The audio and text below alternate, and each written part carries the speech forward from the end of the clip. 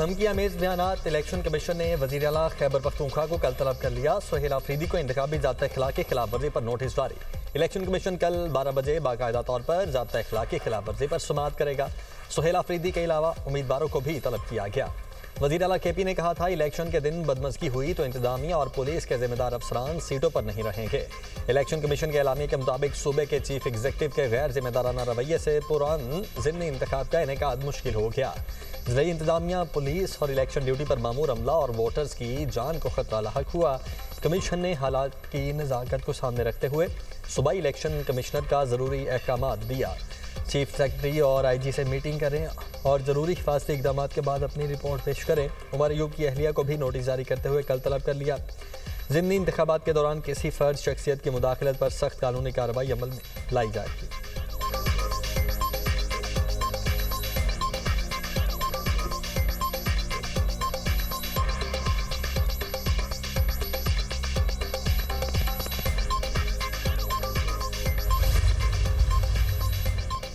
Election commission ने NA 18 में ज़िमनी election के लिए फौज तलब कर ली। सिविल आर्म फोर्सेस की तलबी के लिए सेक्रेटरी दिफा को खत लिख दिया। हरिपुर में फूल प्रूफ सिक्योरिटी के लिए सेक्रेटरी दाखिला को भी खत इरसाल। वज़ारत दाखिला को हल्के में विफाकी इदारों की मदद से सिक्योरिटी यकीनी बनाने की हिदायत। प्रेजाइडिंग अफसरान और इंतखाबी मवाद की महफूज नकलो हरकत के लिए खुसूसी सिक्योरिटी का मुतालबा। पुरअमन इंतखाब में मुदाखलत पर सख्त कानूनी कार्रवाई होगी। इलेक्शन कमिश्नर पंजाब को भी ज़ाब्ता इख्लाक की सख्त पाबंदी यकीनी बनाने की हिदायत।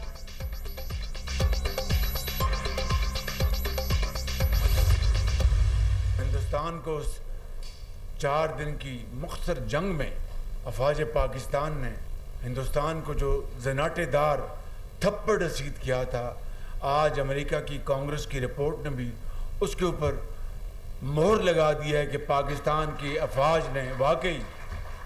और अब तो प्रेसिडेंट ट्रंप हर तकरीर में जिक्र करते हैं कि 7 नए नकोरे जहाज़ पाकिस्तान ने गिराए। तो ये पाकिस्तान को अल्लाह ताला ने जो इस इज़्ज़त से नवाजा है आज, ये बिला खौफ तरदीद मैं कह सकता हूँ कि अफवाज पाकिस्तान के कड़ियल बहादुर जवानों की, उनकी बहादुरी की बदौलत।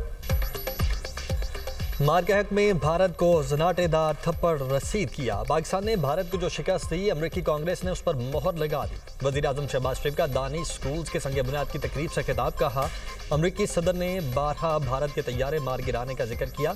फील्ड मार्शल ने जंग के दौरान बेहतरीन फैसले किए। शाहीनों की कारकर्दगी ने भारत को घुटनों के बल गिरने पर मजबूर किया। दानिश स्कूल्स में बच्चों को मेरिट पर मुफ्त और बेहतरीन तालीम मिल रही है। वज़ीर आज़म आज़ाद कश्मीर फैसल मुमताज़ राठौर बोले, मार के हक के बाद पाकिस्तान का दुनिया में एतमाद बहाल हुआ। मुसल्लह अफवाज की कामयाबियों पर फ़ख्र महसूस करते हैं।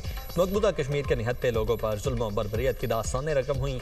कश्मीरियों को उनका हक़ खुद इरादियत मिलकर रहेगा।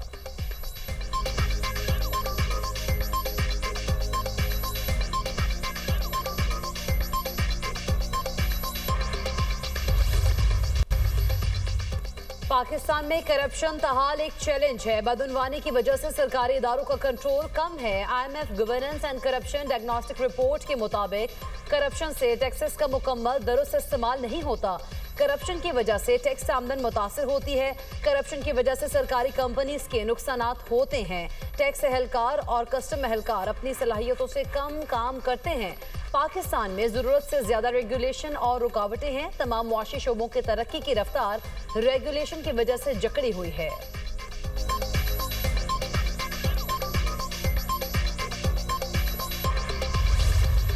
खैबर पख्तूनख्वा में सिक्योरिटी फोर्सेज की 2 अलग अलग कार्रवाइयाँ। 23 भारतीय हिमायत याफ्ता खवारिज हलाक। खुफिया इतलात पर खुरम में टारगेटेड ऑपरेशन किया गया। फायरिंग के तबादले में 12 खवारिज जहन्नुम वासिल हुए। इस इलाके में दूसरे गिरोह के खिलाफ ऑपरेशन में 11 दहशतगर्द मारे गए। ISPR के मुताबिक सिक्योरिटी फोर्सेज ने जिला कुरम में 2 अलग अलग कार्रवाइयाँ की। इलाके में मजीद दहशतगर्दों की तलाश के लिए क्लियरेंस ऑपरेशन जारी। हलाक खवारिज भारतीय सरपरस्ती में दहशतगर्दी की मनसूबाबंदी और कार्रवाइयों में मुलव्वस थे। अज़्म इस्तेहकाम के तहत भारतीय सरपरस्त खवारिज के खिलाफ कार्रवाइयाँ जारी हैं।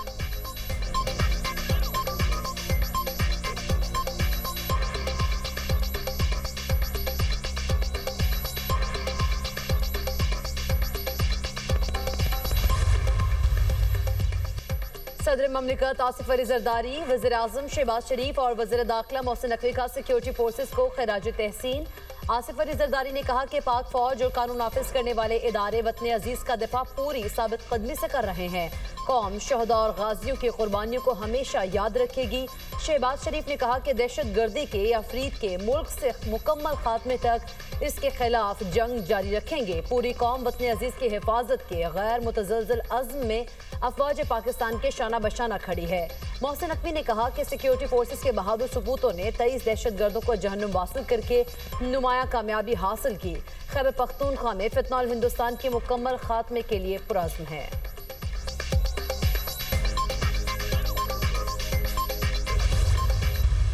भारत जंग 350% टैरिफ की धमकी से रोकी। मैं तनाज़ात हल करने में ज़्यादा अच्छा हूँ। अमरीकी सदर डोनाल्ड ट्रंप ने अमरीका सऊदी बिजनेस फोरम से खिताब में कहा। पाकिस्तान और भारत एटमी जंग के करीब थे। दोनों ममालिक से कहा जंग नहीं रोकी तो मैं टैरिफ लगाऊंगा। अमरीका के साथ इजारत नहीं कर सकेंगे। मुझे कहा गया आप ऐसा नहीं कर सकते। मैंने कहा मैं करने लगा हूँ। पाकिस्तान और भारत से कहा एटमी हथियार नहीं चलाने दूंगा। ऐसे एटमी हथियार जिससे लाखों लोग मरे। नहीं चाहता था कि एटमी धमाकों के बाद लॉस एंजल्स तक पहुंचे। दोनों ममालिक को जंग न करने पर अच्छे तिजारती मुआहदे करने को कहा। भारतीय वज़ीर आज़म मोदी ने फ़ोन पर कहा वो जंग में नहीं जा रहे। वज़ीर आज़म पाकिस्तान ने कॉल करके मेरा शुक्रिया अदा किया। शहबाज शरीफ ने कहा डोनाल्ड ट्रंप को इल्म नहीं, उन्होंने लाखों जानें बचाई।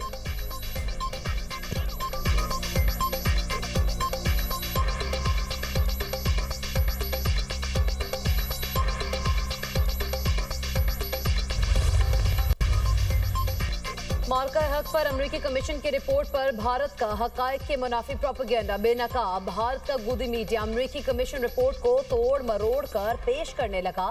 भारत तक हमें शिकस्त को छुपाने के लिए चीनी टेक्नोलॉजी के इस्तेमाल का मनफी प्रोपेगेंडा करता रहा। रिपोर्ट में भारत की शिकस्त का एतराफ मोदी हुकूमत के लिए सुबकी का बायस बन गया। अमरीकी कांग्रेस में पेश की गई अमरीका चीन economic and security review commission report में पाकिस्तान की फतह पर मुहर की। अमरीकी कांग्रेस रिपोर्ट के मुताबिक 7 से 10 मई की 4 रोजा जंग में पाकिस्तान ने भारत पर फतह हासिल की। भारतीय राफेल तैयारे गिरने के बावजूद भारत ने झूठा बयानिया घड़ा। मार्का हक में पाकिस्तान ने बेहतरीन अस्करी हिकमत अमली से भारत का गुरूर खाक में मिलाकर वाज़े बरतरी हासिल की।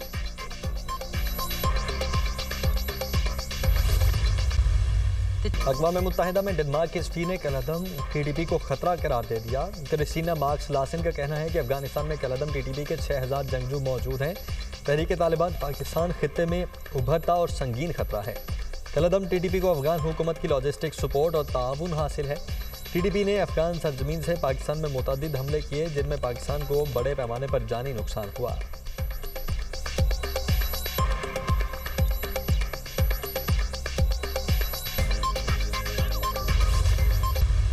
सियासत में अगर इंतशार आएगा या सियासत अगर मैं ना मानूं की होगी तो फिर ना मुल्क आगे चलेगा ना निज़ाम चलेगा और फिर वही होगा जो इस मुल्क में कई दफ़ा हो चुका है।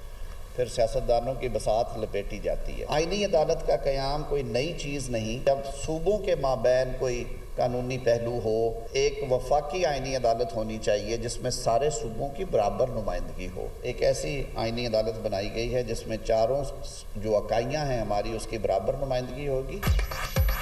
पार्लियामान को बालादस्त होना चाहिए। आइन में ये दर्ज है मुल्क को मुंतखब नुमाइंदों ने चलाना है। आईनी अदालत के क़याम का मकसद आम आदमी को जल्द इंसाफ की फराहमी है। आईनी अदालत में तमाम इकाइयों की बराबर नुमाइंदगी होगी। आइन में तब्दीली को किसी अदालत के सामने चैलेंज नहीं किया जाएगा। वफाकी वज़ीर कानून आज़म नज़ीर तारड़ की गुफ्तगू। कहा मैं ना मानू की सियासत से मुल्क आगे नहीं चल सकता। ऐसा करने से सियासतदानों की बसात लपेटी जाती है। हमें सीखना है दूसरे की राय को इज्जत कैसे देनी है।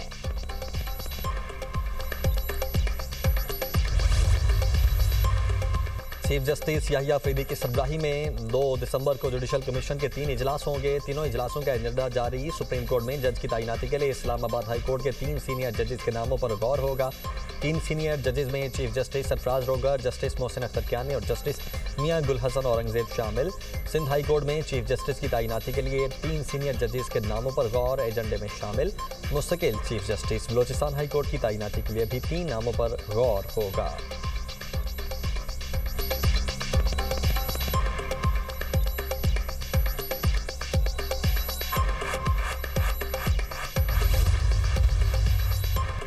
नई तरमीम को समझने और अमल दरामद में थोड़ा वक्त लगेगा। जब केस मुकर्रर होगा तो यहाँ वाले कहीं गए कि सुप्रीम कोर्ट का दायरा इख्तियार है। पुलिस तफ्तीश और अखराज मुकदमा के केस के दौरान जस्टिस मोहसिन अख्तर कियानी के अहम रिमार्क्स। कहा, कहीं ये केस भी आईनी अदालत का तो नहीं बनता। दुनिया में जहां आईनी अदालत कायम है वहां इब्तिदा में दायरा इख्तियार का मसला दरपेश रहता है। शुरू में आईनी अदालत के दायरा कार का यहाँ भी मसला रहेगा। फिर जब आप जाएंगे सुप्रीम कोर्ट तो वो कहेंगे आईनी अदालत का दायरा कार है। नई तरमीम की रोशनी में वकला और जजिस को भी इन मालूमात का फुकदान है।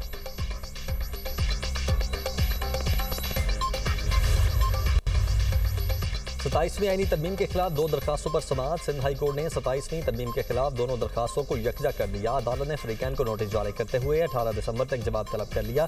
वकील दरखास्त गुजार ने मौक़िफ़ इख्तियार किया कि 27वीं तरमीम अदलिया की आज़ादी पर हमला है। सुप्रीम कोर्ट ने मुतअद्दिद फैसलों में करार दिया है कि आइन के बुनियादी खदोखाल तब्दील नहीं किए जा सकते।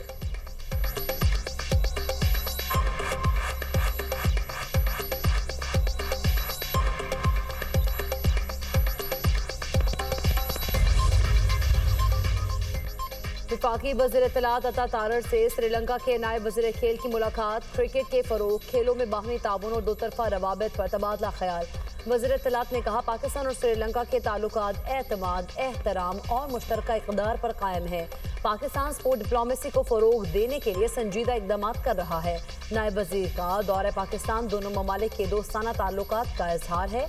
उम्मीद है ये दौरा दो तरफ़ा ताल्लुकात खुसूसन खेलों और नौजवानों के शोबे में नई राहें खोलेगा। श्रीलंका के वक्त ने वज़ीर दाखिला मोहसिन नकवी की जानिब से ट्राई नेशन सीरीज़ के लिए बेहतरीन इंतजामात को सराहा।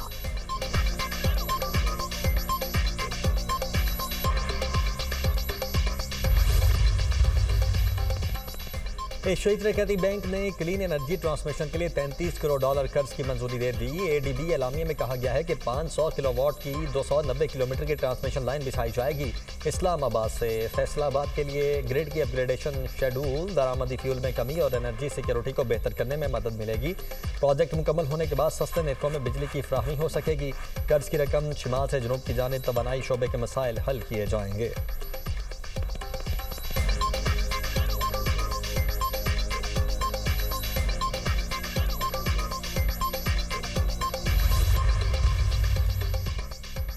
पाकिस्तान और नाइजीरिया के दरमियान मालियाती और रेवेन्यू ताउन बढ़ाने पर इत्तफाक। वज़ीर ख़जाना मोहम्मद औरंगज़ेब की नाइजीरियन रेवेन्यू फंड से मुलाकात। रेवेन्यू इस्लाहात, टैक्स सिस्टम और गवर्नेंस पर गुफ्तगू। दोनों ममालिक के दरमियान इदारा जाती ताउन बढ़ाने पर जोर। वज़ीर ख़जाना मोहम्मद औरंगज़ेब का कहना है, नाइजीरिया का वफ़द पाकिस्तान के रेवेन्यू शेयरिंग मॉडल का जायजा ले रहा है।